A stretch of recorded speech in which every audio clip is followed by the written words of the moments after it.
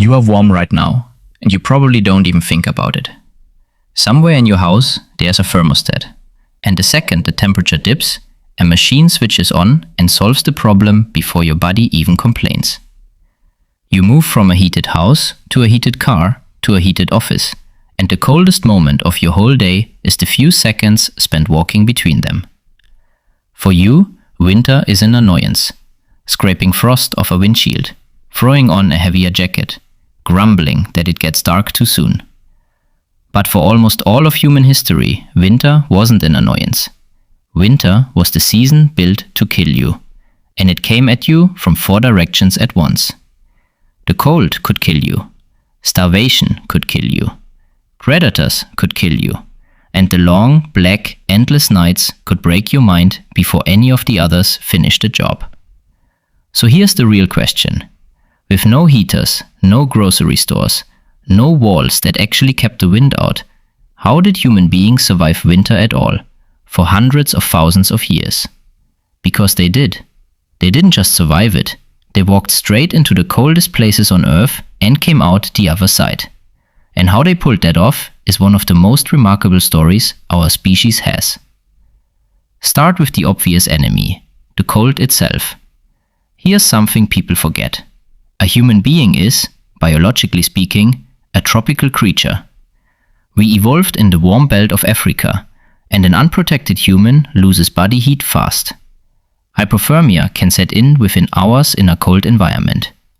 Fingers stop responding, thoughts slow down, and once core temperature falls low enough, the body simply shuts off. No fur, no claws, no built-in insulation. By every physical measure, we are one of the worst equipped large mammals on the planet for a real winter. And yet our ancestors didn't avoid the cold. They marched directly into it, into Ice Age Europe, into Siberia, into temperatures the naked human body has no chance against. How? The first answer is fire, and we'll get to what fire did for those long nights in a moment. But fire has a limitation. It only heats whichever side of you is facing it, and it doesn't move when you do. Step away to hunt or gather wood, and the cold is right back on you. Fire by itself was never going to be enough. What people needed was a way to carry heat with them, wrapped around the body, everywhere they went. That need produced maybe the single most important winter invention in human history: clothing. Not the kind you're picturing though. For a long time, the assumption was that you just threw an animal hide over your shoulders and called it done. And early humans did exactly that for a while. But a draped hide leaves gaps at every edge. Wind slips in at the sides, arms stay exposed, and the whole thing shifts and slides when you move. Something is better than nothing, but in a real winter, better than nothing still gets you killed. The real breakthrough was cutting hides into shaped pieces and stitching them into something that actually fit a human body. Sleeves, closed seams, a garment that trapped warm air against the skin instead of letting it leak out. That's the difference between wearing a blanket and wearing a coat. And to make that leap, you need a needle. Specifically, a needle with an eye small enough to thread. That's a genuinely hard object to produce.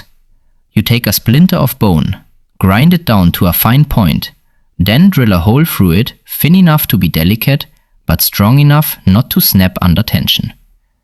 Archaeologists have recovered bone needles like this that are more than 40,000 years old, some even older. These weren't accidents. Whoever made them knew exactly what the tool was for. The thread came from the animal too. Sinew, the tough connective fiber between muscle and bone, could be stripped and dried into thread strong enough to hold hides together permanently. Put fur against the skin, sew the whole thing tight, and a human being could now stand in air cold enough to kill and stay alive inside a small pocket of trapped warmth. Sewn clothing wasn't comfort. It was the technology that let our species walk out of the climate it evolved for. No needle, no thread, no humans surviving an Ice Age Siberian winter. So now you're warm enough to move, to work, to hunt. But the sun is setting, the temperature is still falling. And clothing alone can't solve the next problem. You need somewhere to get through the night. Caves seem like the obvious answer, and a good cave really was valuable. Steady temperature, no wind, no snow. But good caves are rare. A dry, defensible one in the right location wasn't easy to find. And if you found it, plenty of other groups wanted it too. You couldn't count on a cave. Most of the time, if you wanted shelter, you had to build one. And this is where it gets genuinely impressive. At a site called Mezhirich in modern Ukraine, archaeologists uncovered the remains of shelters built roughly 15,000 years ago. But the landscape there had almost no wood and almost no stone. So the people built with the one raw material they had in abundance: mammoth bones. They interlocked the bones of dozens of mammoths into round, dome-shaped structures. Jawbones stacked like roof tiles, massive tusks arched over the doorways, hundreds of bones per dwelling. These weren't quick, disposable shelters. They were engineered, planned, and labor-intensive, built to hold through a brutal winter.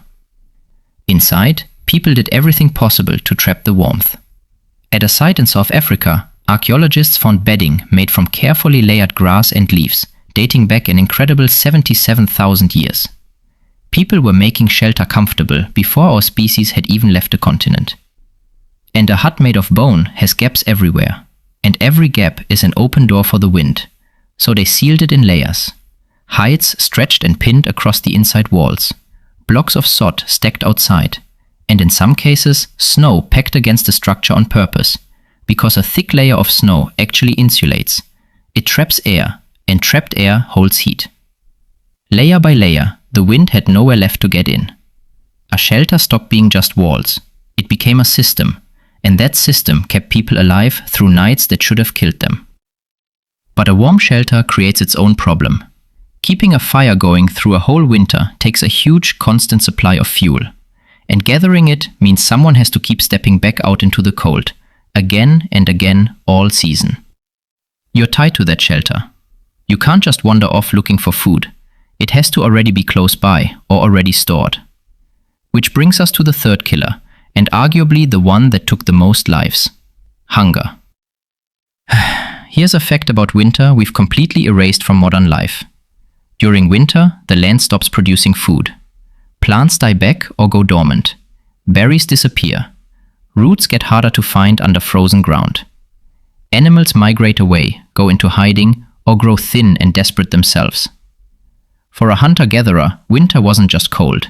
It was the season the land itself stopped feeding you, and that turned survival into arithmetic.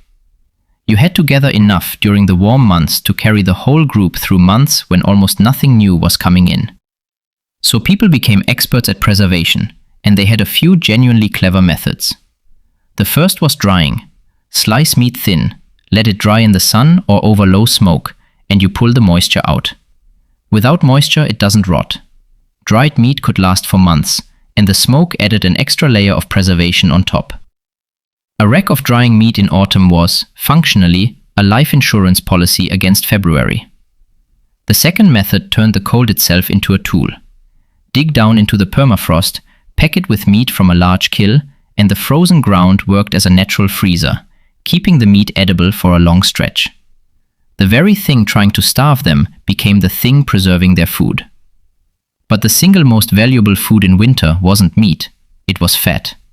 When your body is burning huge amounts of energy just to stay warm, lean meat alone isn't enough.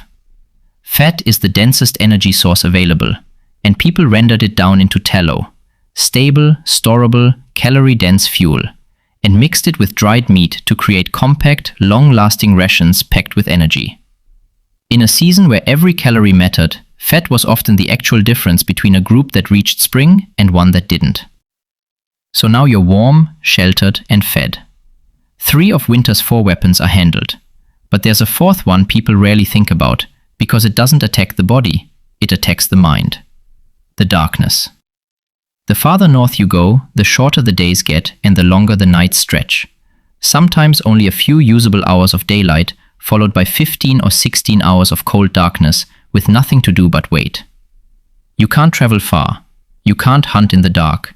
You're confined in a small space with the same handful of people, night after night after night, and that kind of confinement can wear a person down in ways that cold and hunger never do.